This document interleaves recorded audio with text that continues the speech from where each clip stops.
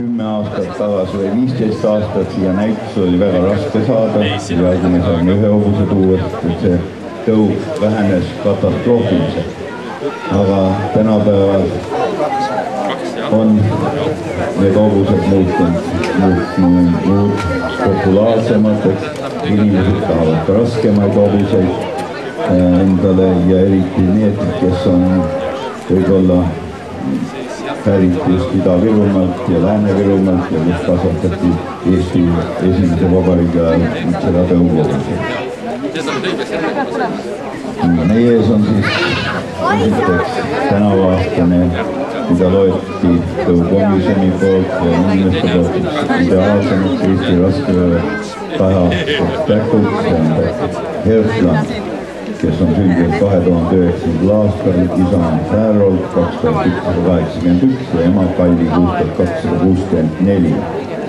Tema kasvataja ja aretaja on Jüri Peeter ja esitab hobust Jüri tütar Aide Peeter. Paneme ta seisma, sest seda tõuga te olete vähem näinud ja võib-olla, et vaadake, selline on nagu suhtlane võrdlemisi ideaali lähedane Eesti raskevöö hobune. Mis nende kasutus otstarve? Loomulikult peaks need olema tööhobused, aga nendega on väga edukas ka turismis kasutada nii rakendus rattal kui ka ütleme, et ei ole ka väga kasutavad inimesed lihtsalt selleks. Sobib ka väga hästi rahulikult ja temperamendiga ja töötahtega. Ja nüüd palume ringi keskele Märan Nirvana 6234, kes on nüüd juba 3 aastani ja eelmise aastal noorhobuste reservvõitja. Aretaja ja omanik on Kersti Känd Pärnumaalt. Kersti on hobuse kasvataja ja fanaatik, alustas hobustega, korjas neid vanu hobuseid kokku, kes olid juba üle 20 ja kellest oli väga raske varstu saada, aga näete, see on ta üks esimene kasvatatud hobune.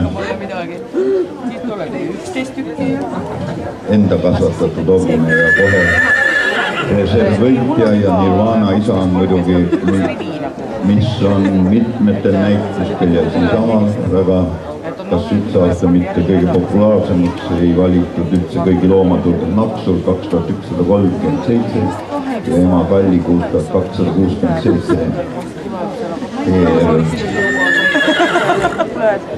Üldiselt nagu hobuste juures on tarbehobused, kasutuspoottarbed, aga osa on ka sellised moehobused ja see raskevööhobuse just see praegu on see moe kõrgperiood nii meil kui mujal maailmas.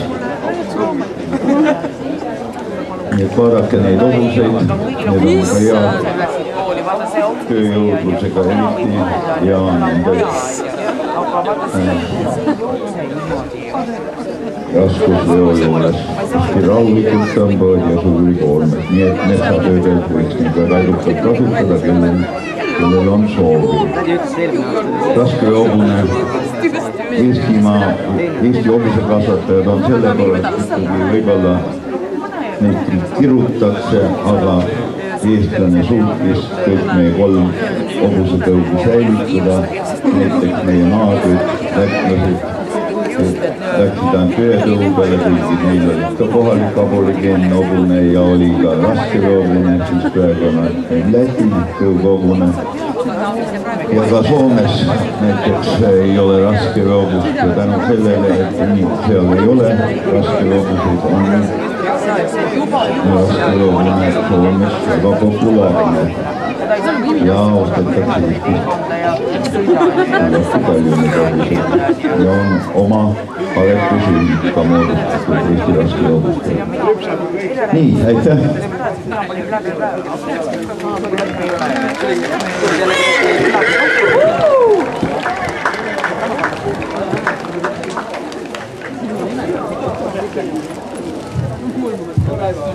nojah, eks ta siis nii ole, kui üks jalg juurde kasvab.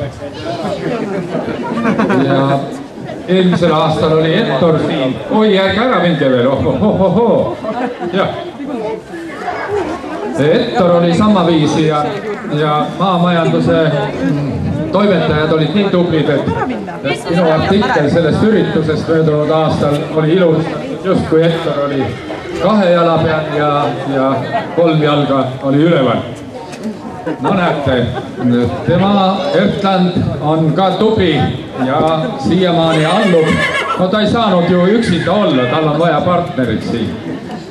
Me palume siia nüüd Jüri Perteli, kes tunnistati selle Täkunajal juba parimaks tõuaretajaks ja kui oli see konkurss Nurmenukkus, siis oli umbes ka nii, et Täkk on laipmatu, no omanik samaviisi.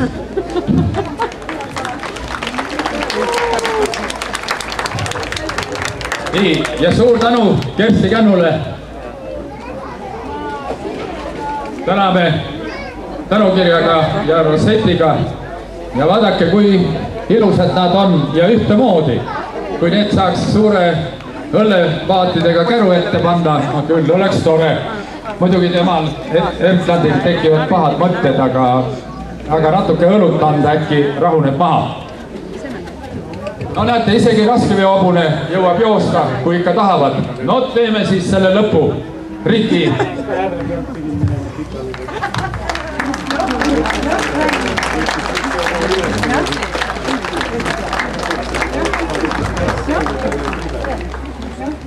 No ei ole enam stiimulit ja kõik on käes ja